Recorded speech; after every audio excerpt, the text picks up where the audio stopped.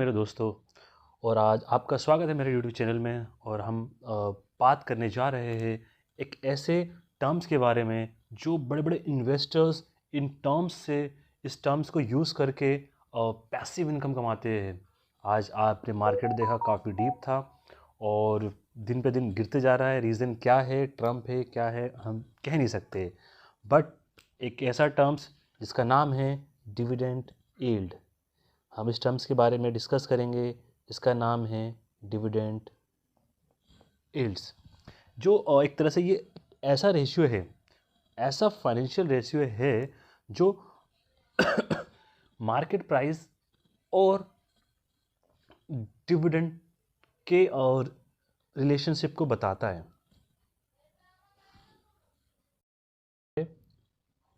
Dividend और market price के relationship को बताता है। इसका जो जनरली फॉर्मूला होता है कि भाई dividend yield is equal to में डिविडेंड और नीचे मार्केट प्राइस। और आप बोलेंगे डिविडेंड क्या चीज़ है? भाई डिविडेंड वो है जब कंपनी प्रॉफिट कमाती है और वो सोचती है कि यार मेरे पास कोई एक्सपेंशन की जगह नहीं है, ओवरफ्लो मनी हो रहा है, रिजर्व ऑलरेडी बहुत सारे है, चल इस पैसे को हम, जो हमारे शेयर होल्डर है, जो हमारे मालिक है, उन्हें हम बांट देते हैं। तो ये वो पैसा है कि जो कंपनियां अपने शेयर होल्डर को बांटती है। आपने देखा होगा एक फाइनेंशियल ईयर में ना company different different dividend release करते रहती है। एक होता है जैसे इंटरिम डिविडेंड, आपने सुना होगा इंटरिम डिविडेंड। अब पूछो इंटरिम डिविडेंड क्या होता है? जो साल के बीच में दिया जाता है। फाइनल डिविडेंड एक होता है हमारा फाइनल डिविडेंड, जो कंपनी मोस्टली साल के क्वार्टर, मतलब साल के एंड में देती है। तो इन दोनों को जोड़ के हम बोलते हैं एनुअल डिविडेंड। तो इससे हमें ये पता चला कि भाई डिविडेंड यील्ड का हम यदि फॉर्मूला नॉर्मल तरीके से बात करें कि भाई जो एनुअल डिविडेंड है उसका फॉर्मूला क्या है? फॉर्मूला क्या है? एनुअल डिविडेंड अपॉन में मार्केट प्राइस। ये हमारा किस चीज़ का फॉर्मूला है? ये हमारा फॉर्मूला है डिविडेंड यील्ड का। एक छोटा सा फॉर्मूला है। एक एग्जांपल लेते हैं, सपोज 20 रुपये कंपनी जो है हमें डिविडेंड दे रही है साल में, इंटरिम डिविडेंड और दूसरा डिविडेंड दोनों को मिक्स करके। और जो इसका मार्केट प्राइस है वो कितना है? 200 रुपये। इंटू 100 किया तो कंपनी का डिविडेंड यील्ड कितना आया? 10%। तो इसी को हम बोलते हैं डिविडेंड यील्ड। अब बहुत से बंदे बोलेंगे why is dividend yield is important, कि डिविडेंड यील्ड इतना इम्पोर्टेंट क्यों है हमारे इन्वेस्टमेंट डिसीजन के लिए। आपको एक बात बताना चाहूँ कि जो बहुत बड़े वॉरेन बफेट है ना, वो भी जो लेजेंडरी है शेयर मार्केट के, वो भी डिविडेंड पेइंग स्टॉक पे प्रायोरिटी देते हैं, ऐसे स्टॉक लेते हैं। उनका बहुत मन पसंदीदा स्टॉक है डिविडेंड यील्ड। 100% इस पे वो देख के लेते हैं। अब जो भी बंदा ये सोचता है ना यार ये इम्पोर्टेंट क्यों है, सपोज कंपनी, भाई कोई कंपनी है 10% डिविडेंड दे रही है ना, और मार्केट में रेट क्या चल, यदि हम मार्केट में यदि एफडी करते हैं ना तो उसमें रेट देखते हैं 7.25% चल रहा है अभी जनरली मोस्टली बैंकों का। तो देखते कि यार मैं यदि बैंक में पैसा रख रहा हूँ 7.25 रख रहा है, और कोई कंपनी है जैसे बहुत बड़ी कंपनी है आईटीसी है, और नॉर्मल पीएसयू सारी है, जैसे कोल इंडिया है, हिंदुस्तान जिंक है, ये जो कंपनी है ना ये 10% दे रही है, तो क्यों ना मैं एफडी में ना रख के मार्केट में रख दूँ। तो उनका मार्केट से मतलब नहीं होता, उनका सिर्फ डिविडेंड से मतलब होता है जो कंपनी होती है।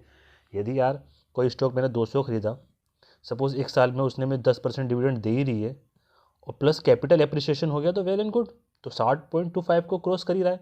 तो इसलिए कुछ इसमें डिसीजन लेने वाले बंदे होते हैं जो मार्केट में आते हैं, जो सिर्फ डिविडेंड यील्ड को देख के आते हैं।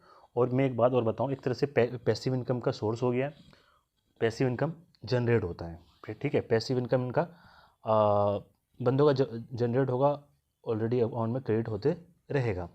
और हमेशा याद रखना कि हाई डिविडेंड है किसी कंपनी का तो इसका मतलब नहीं हमेशा अच्छा शेयर होगा।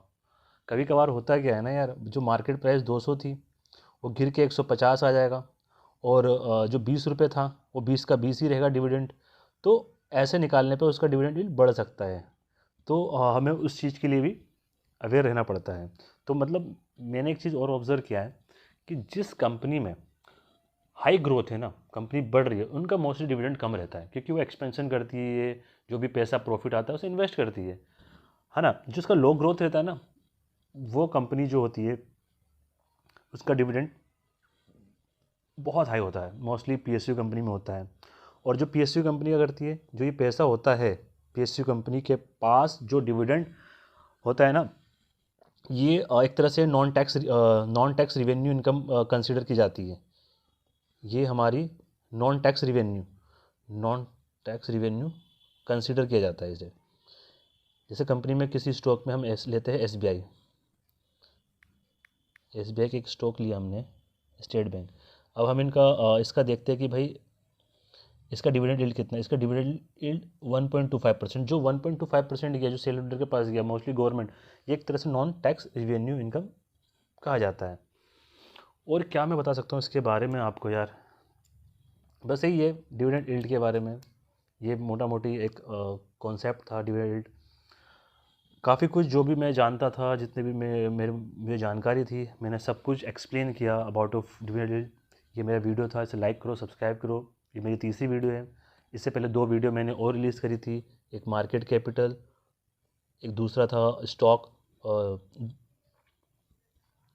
दूसरा से पहली जो वीडियो आई थी मार्केट कैपिटल की आई थी, और एक आई थी रिटर्न ऑन इक्विटी की आई थी। दूसरे वीडियो के बाद ये तीसरी वीडियो हमारी है, तो इसे लाइक करो, सब्सक्राइब करो। तो हम चलते हैं, मिलते हैं नेक्स्ट वीडियो में, मुलाकात करेंगे कुछ टाइम बाद। Okay, bye bye.